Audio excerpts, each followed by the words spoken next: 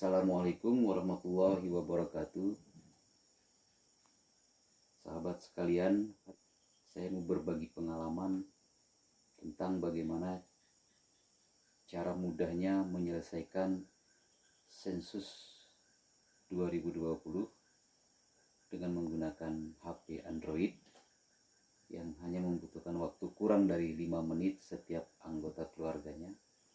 Namun sebelumnya persyaratan yang perlu disiapkan sebelum kita mulai mengerjakan, yaitu kita harus sampaikan kartu keluarga, pendukung yang paling utama, kemudian pendukung yang lainnya yaitu buku nikah atau buku surat nikah bagi yang sudah menikah. Kemudian hal yang paling penting yaitu kuota internetnya harus ada supaya kegiatan untuk pengerjaan pengisian sensus secara online lancar dan tidak ada kendala. Oke, selamat untuk mengerjakan dan selamat menyimak pengalaman saya.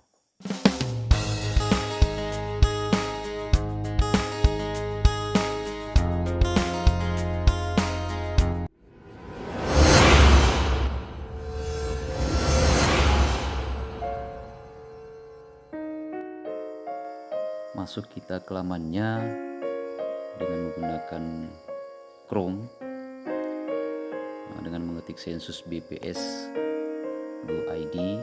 kemudian akan tampil halamannya seperti ini.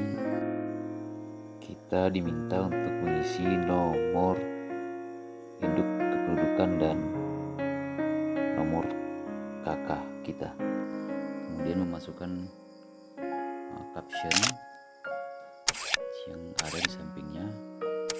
Setelah itu kita cek lokasi kita dan muncul permintaan untuk membuat password. Bagi yang belum memiliki password, tetapi yang sudah memiliki password tidak perlu lagi membuat password, hanya tinggal masuk melalui akun password yang sudah kita buat. Untuk membuat password kita buat yang sederhana sehingga gampang untuk diingat, sehingga tahun depan apabila kita ingin masuk kembali, kita tinggal membuka password yang telah kita buat. Nah, setelah password kita buat, akan muncul halaman yang seperti ini. Untuk kita mulai untuk mengisi sensus. Yang pertama sekali sensusnya yaitu tentang alamat pribadi kita. Pilih provinsi, kabupaten. Ini alamat di kabupatennya. Kemudian kecamatan, tinggal kita gulung kursornya. Kemudian desa di mana kita tinggal, dusun, bahkan sampai jalan di alamat kita. Setelah itu kita lanjutkan dengan pengisian status kepemilikan tempat tinggal kita saat ini, apakah rumah sendiri, apakah menumpang, kemudian fasilitas listrik, sumber air, fasilitas jamban, semuanya tinggal kita pilih. Setelah selesai, untuk sementara boleh kita simpan, tapi kalau tidak disimpan untuk sementara juga tidak apa-apa, langsung saja kita melanjutkan. Setelah itu muncul daftar nama-nama anggota keluarga kita yang siap untuk kita isi datanya satu persatu. Sementara tanda tambah yang ada di bawahnya itu bisa dibaca keterangannya di atas. Nah, selanjutnya yang akan kita isi adalah data kepala keluarga. Itu yang paling pertama sekali. Data kepala keluarganya itu bisa dilihat apakah yang bersangkutan masih ada, meninggal, atau tidak diketahui rimbanya.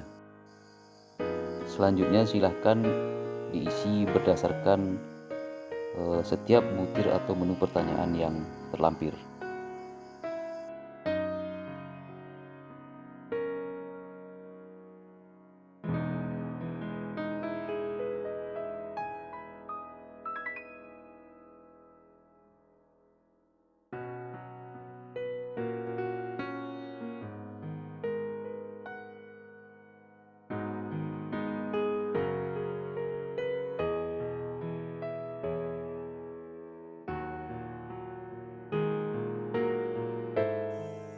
Untuk butir hubungan keluarga, untuk kepala keluarga tentu kita pilih kepala keluarga kan suami. Kemudian tentang alamat atau domisili kita yang saat ini, kaitannya apakah tempat tinggal yang kita tinggal itu tempat sama dengan yang di kartu keluarga. Kalau ya kita pilih ya, kemudian kita pilih sejak kapan, tanggal, bulan dan tahun berapa kita mulai tinggal di rumah itu.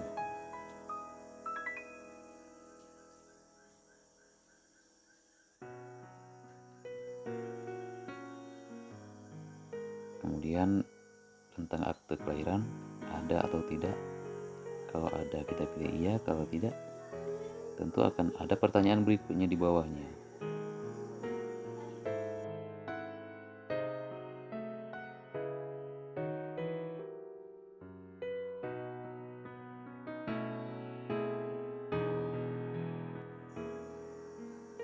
Yang selebihnya kita tinggal mengikuti saja permintaan dari butir pertanyaan yang ada.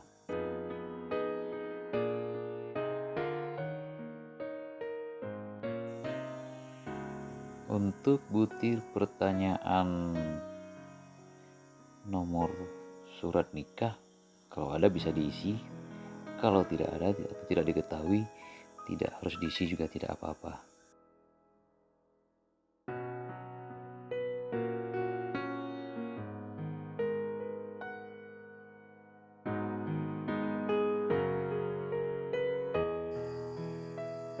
Nah, setelah selesai melakukan pengisian satu persatu setiap butir pertanyaannya,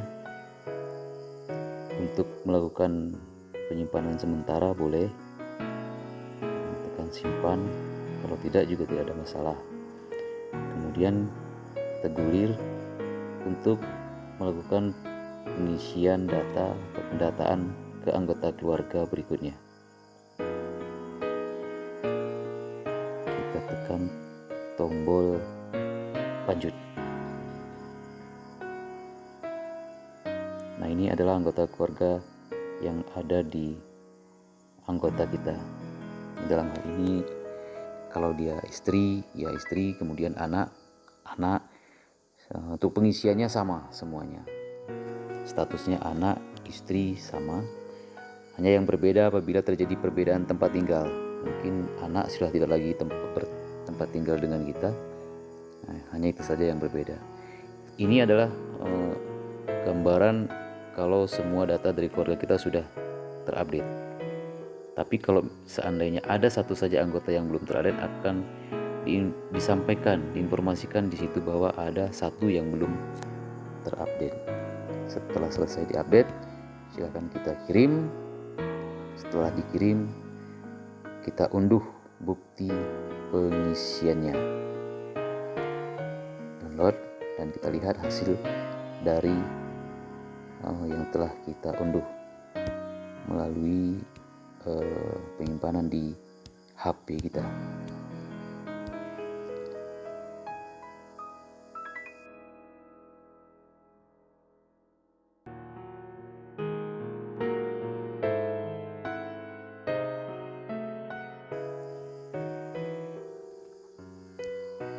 Kita lihat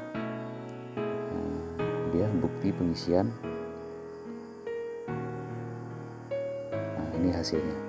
Ini bentuknya bahwa anggota keluarga kita sudah terupdate untuk sensus penduduk tahun 2020. Terima kasih, semoga bermanfaat.